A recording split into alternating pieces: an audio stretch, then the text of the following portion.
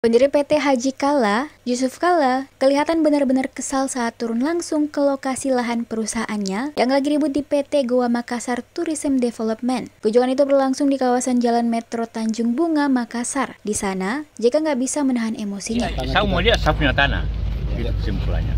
Udah sertifikat ada, jual belinya 35 tahun lalu, saya sendiri yang beli.